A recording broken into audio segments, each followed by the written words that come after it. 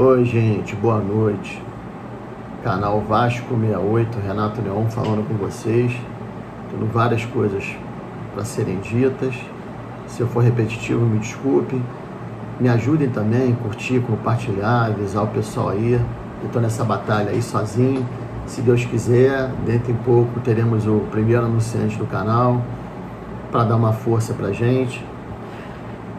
Para começar, eu ontem estava vindo lá da Barra, passando um Natal que eu espero que todos tenham passado muito bem, na casa da minha irmã, na Barra da Tijuca, e voltando pela Serra Grajaú de Jacarepaguá. Eram 10 e pouca, estava escutando o iniciozinho do Giro Esportivo.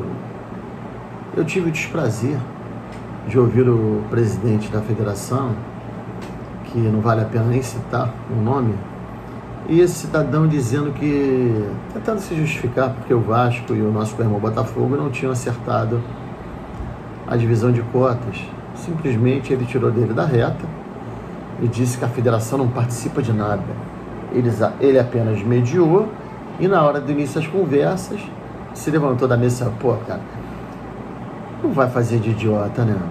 Nem minha filha de 7 anos vai acreditar nessa falácia, nessa brincadeira, né?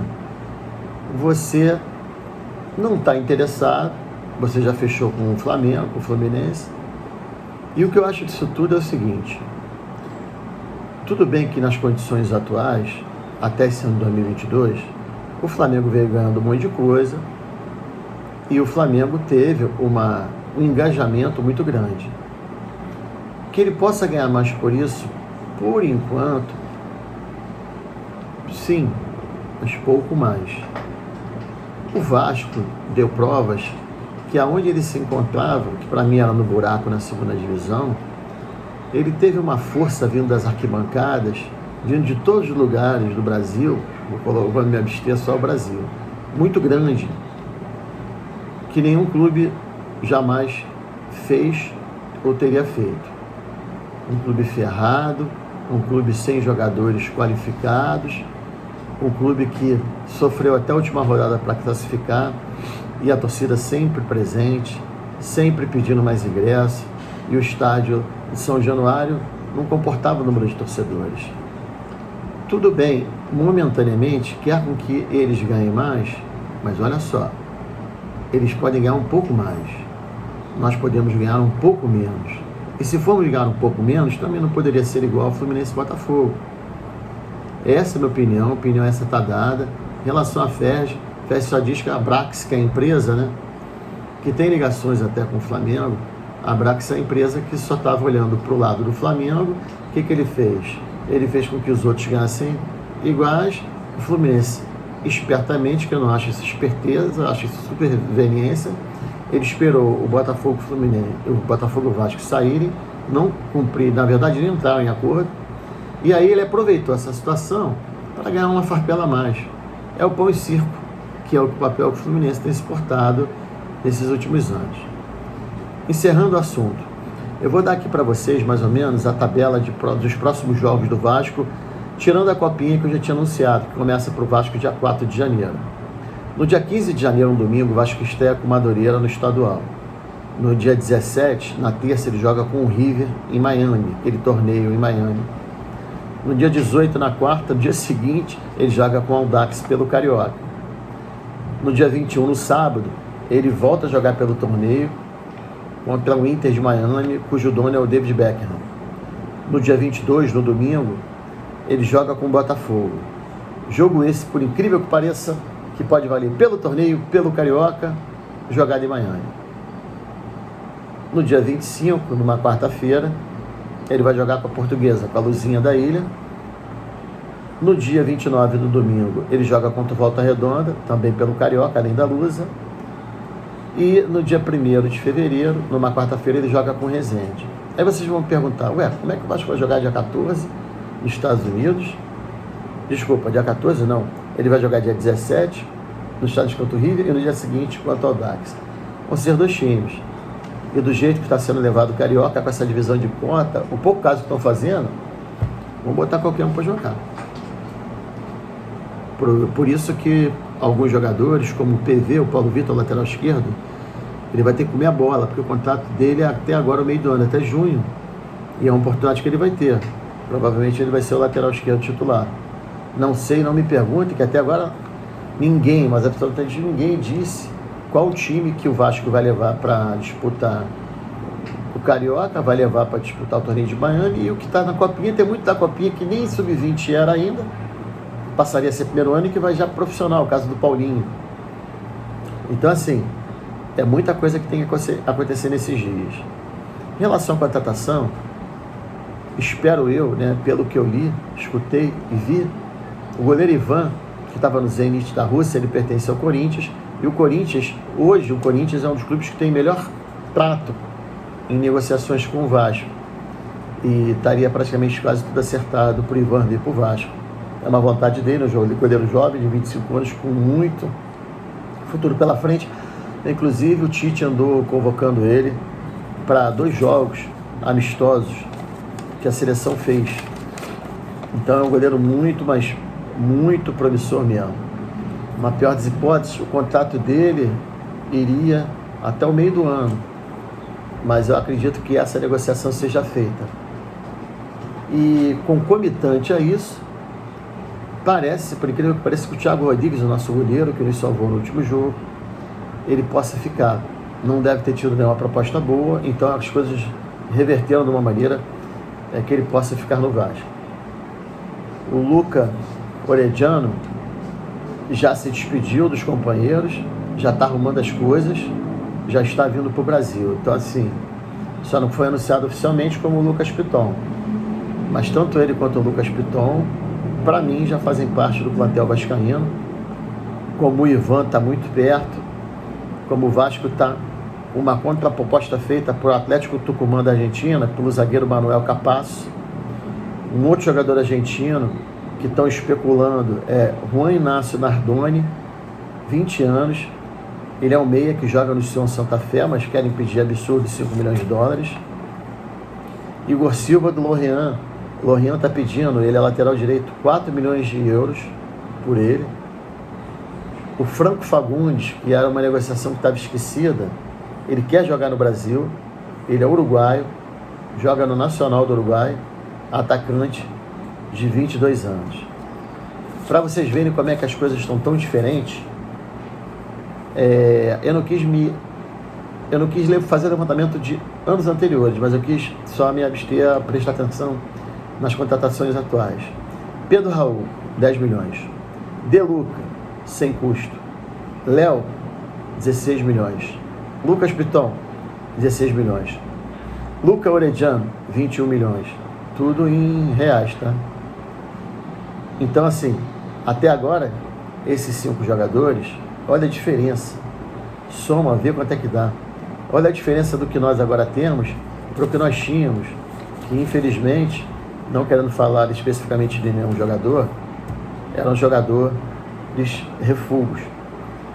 E aí, gente, eu fiz uma coisa que eu queria falar, antes de falar de outros jogadores que não tem nada a ver com o Vasco, que virão para o Vasco. O pessoal fala muito carioca, eu mesmo sempre amei muito carioca, mas do jeito que está essa bagunça, dá até nojo e raiva.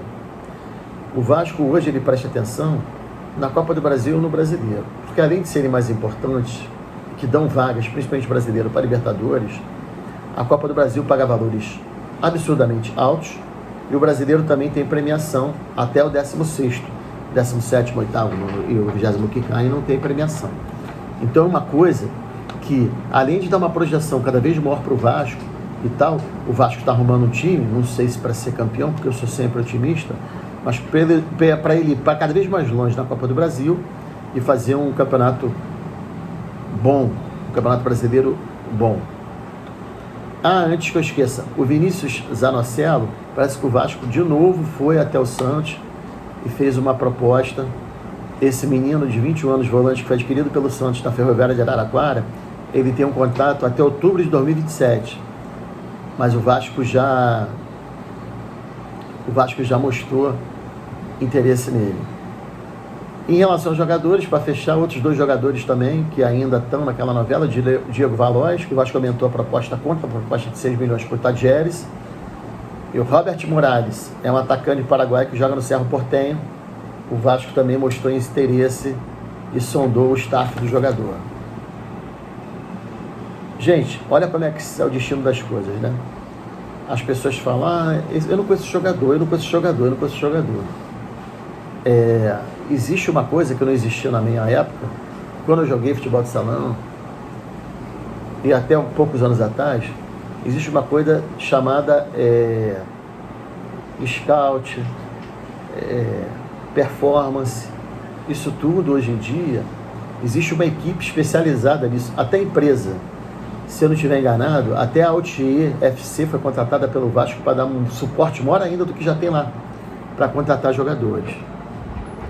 Então, assim, o Davidson, que é um jogador que eu sempre gostei, tem 31 anos, se disse vascaíno e tal, saiu campeão pelo Palmeiras fazendo o título da Taça Libertadores. Cara, ele está no Cuiabá. Vocês sabem quanto é que ele ganha? 300 mil reais. E ele está no imbróglio lá, porque ele pediu mais 100 mil, o Cuiabá só quer dar mais 50. Você vê, um atacante de 31 anos que joga no Cuiabá, que antes de ser clube de empresário ninguém conhecia. Eu conhecia o misto, o Operário, eu não conhecia Cuiabá. O Cuiabá passou a existir agora. Está pagando 300 mil reais ao Davidson. Ah, você queria ir no Vasco? Queria, mas ele não vai vir, porque ele foge aos padrões da 777. E eu queria, gente, fazer uma outra observação em relação a jogador, né? Tem jogador que a gente acredita, mas muitas vezes não é por culpa dele, não, hein? Muitas vezes é por culpa de quem o cerca e de empresário, principalmente.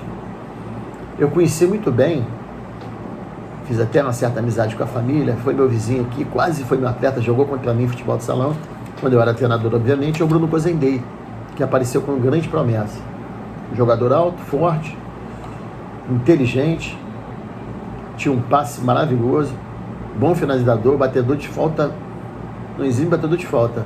E as pessoas não entendem. Aí dizem que não é jogador pro Vasco, não serve. As pessoas não têm paciência. Como disse um menino que jogou com meu filho, ele falou assim, há 2 anos atrás, tio, para subir no Vasco é complicado. Porque os garotos sobem com 19 e 20 anos com aquela responsabilidade de ter que resolver. Não é por aí. Então você acaba queimando às vezes mais do que uma geração. Esse jogador específico hoje ele é o 10 do América.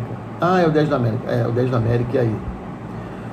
O Bruno Cozendei, que eu falei antes, ele jogou no Vasco, jogou no Criciúma, jogou, se eu não me engano, no CSA ou CRB, eu confundo os dois, desculpa. Ele estava jogando no Ho Chi Minh City, do Vietnã. Agora ele vai disputar o Madureira, pelo Madureira. Ele é segundo volante. Ele vai disputar pelo Madureira o Campeonato Carioca. Torço muito por esse menino também. E o outro menino é o Lucas, que eu chamo de Luquinhas. Esse garoto jogou futsal no Vasco, gente. É o Luquinhas que veio até ano passado, se eu não estiver enganado, ou esse ano mesmo, acho que foi esse ano, porque estamos no final do ano. É o Lucas, que eu chamo de Luquinhas, acho que é o Lucas Oliveira, não sei, que veio do Bangu, que ele bagunçou o time do Vasco todo no estadual. Meu irmão, esse jogador no futebol de salão, ele pegava a bola no goleiro, furava até a rede. Habilidoso, voluntarioso, vai pra dentro, no 1 contra 1 não tinha pra ninguém. O que acontece? O rapaz sai ganhando uma farpelinha no Bangu, sei lá, 2.500, passa a ganhar 30 mil no Vasco. Aquilo é a sobrevivência do cara. As pessoas não pensam que atrás de jogador de futebol tem um ser humano e tem uma família. Esse jogador, num jogo que eu não sei se foi contra a Tombense, e o Zé Ricardo acreditava nele, porque o Zé Ricardo conhecia o jogador, como eu acredito que acredite, ele ia para dentro, perdia a bola. Ele cruzava, dava de canela. Ele pegava a bola, pisava, tropeçava. Ele é ruim? Não é ruim, gente. Se ele fosse ruim, ele não chegava nem a profissional. Se ele fosse ruim, ele não estava no Vasco. Aí tu vai dizer, mas você está entrando em contradição. Porque ele, você disse que vinha muito refugos. Sim, vinha muito refugos. Muitos. E jogadores profissionais. Só que esse menino não era refugo. Esse menino foi uma contratação da associação em cima do que tinha sido visto dele, em cima de análise de números. É uma pena. Vocês o quê? Preferem o quê? O Ranisauro? Isso aqui é da minha filha. Eu prefiro o Ranisauro. Como vocês enxotaram o Ranisauro do Vasco, eu achava que ele podia ficar. Ele foi útil para o Vasco na Série B. Ah, mas isso e aquilo, e quem não erra? O Messi errou pênalti na Copa, foi campeão do mundo. E o Raniel foi que pegou a bola, botou debaixo do braço e bateu o pênalti, que nem por ele foi sofrido pelo Alex Teixeira no jogo contra o Sport na Ilha do Retiro. Então, gente, vocês têm que prestar muita atenção de fazer análise de jogador, como análise de ser humano que é feito mesmo por todos, por uma atitude. O cara toma 10 atitudes positivas, a pessoa faz uma atitude errada, ela é condenada por aquilo às vezes pela vida toda. Meus amigos, eu desejo uma boa noite a vocês. Se eu tiver mais alguma coisa, eu os procuro e eu peço encarecidamente que vocês curtam, compartilhem, divulguem, peçam para se inscrever, porque o canal é pequenininho e estou esperando ele ficar cada vez mais legal e maior. Se Deus quiser, já estaremos aí entrando o ano já com o primeiro anunciante da gente. Fiquem com Deus, um beijo a todos.